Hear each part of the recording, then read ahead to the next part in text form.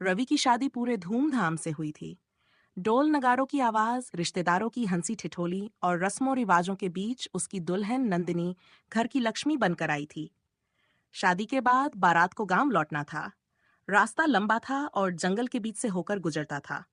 रवि के दोस्तों ने मजाक में कहा, अब तो हमारी गाड़ी जंगल की सैर भी कराएगी। दूल्हे के दोस्त और रिश्तेदार अपनी मस्ती में मशगूल थे। दुल्हन की डोली को सजाने वाले लोग भी खुशी खुशी गा रहे थे। जंगल में पहुंचते पहुंचते शाम हो गई। चांदनी रात थी, लेकिन जंगल की रहस्यमयी खामोशी ने सबको थोड़ा बेचैन कर दिया। रास्ते में एक विशाल बरगद का पेड़ था। उस पेड़ की जड़ें जमीन पर फैलकर मानो धरती को अपनी गिरफ्त में ले रही थीं। थकावट से बेहाल बाराती वहीं रुक गए। डोली यहीं रख दो, थोड़ा आराम कर लेते हैं, रवि ने कहा। डोली बरगद के नीचे रखी गई। औरतें आपस में बातें करने लगीं, बच्चे खेलने लगे और मर्द चिलम के कश लेने लगे। अचानक तेज हवाएं चलने लगीं। चारों तरफ सूखे पत्ते उड़ने लगे। आसमान में घने बादल छा गए। किसी को कुछ समझ नहीं आया। यहां से जल्दी निकलना चाहिए, गांव के बुजुर्गों में से एक ने कहा। सबने सहमति जताई और बारात जल्दी जल्दी वहां से चल दी। गांव पहुंचने तक रात गहर आ चुकी थी।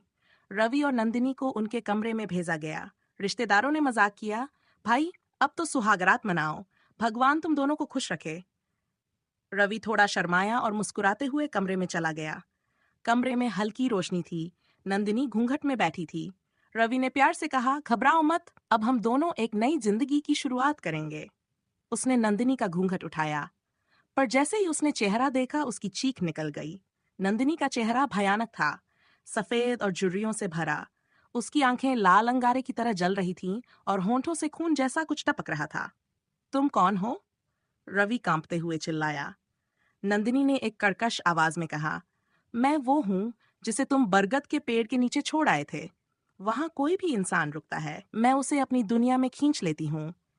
तुमने मेरी आत्मा को छेड़ा है और अब मैं तुम्हारी दुल्हन बन चुकी हूँ। रवि का शरीर डर से जर हो गया। वह पीछे हटने की कोशिश कर रहा था, लेकिन उसके पैर जैसे जमीन में धंस गए थे। नंदिनी ने धीरे धीरे उसकी ओर बढ़ते हुए कहा, अब तुम्हारा दिख है। रवि ने किसी तरह हिम्मत जुटाई और कमरे से बाहर भागा। बाहर का नजारा और भी भयानक था। घर के सारे लोग जमीन पर बेहोश पड़े थे। कुछ के चेहरे सफेद हो गए थे, मानो उनकी आत्मा शरीर से निकल चुकी हो। चारों तरफ अजीब सी आवाजें गूंज रही थीं। रवि ने पुजारी को याद किया, जो गांव के मंदिर में रहता था। उसने मंदिर की तरफ दौड़ लगाई। पुजारी ने रवि को देखकर कहा, तुमने बरगद के पेड़ की छाया में कदम रखा, वहां की आत्माओं को छेड़ दिया। अब उस चुड़ैल से पीछा छुड़ाना मुश्किल है। पुजारी ने एक विशेष पूजा की तैयारी की और रवि को कहा, सुबह होते ही उस बरगद के पेड़ पर जाकर माफी मांगो। केवल तब ही तुम्हें और तुम्हारे परिवार को मुक्ति मिलेगी। रवि डरते डरते अगली सुबह बरगद के पेड़ पर पहुंचा। वहां की हवा में एक अजीब सी ठंडक थी। उसने हाथ जोड़कर कहा, मुझे माफ कर दो, मैंने अनजाने में आपकी शांति भंग की। कृपया मुझे और मेरे परिवार को छोड़ दो। कुछ देर के लिए सब शांत हो गया। अचानक पेड़ की टहनियों से एक अजीब सी छाया उभरी। वह छाया धीरे धीरे गायब हो गई। रवि को महसूस हुआ कि शायद चुड़ैल ने उसे माफ कर दिया। वह वापस गांव लौट आया, लेकिन उसके दिल पर इस घटना की गहरी छाप रह गई। उसने फिर कभी जंगल के रास्ते जाने की हिम्मत नहीं की, लेकिन हर रात उसे ऐसा लगता कि कोई उसे देख रहा है,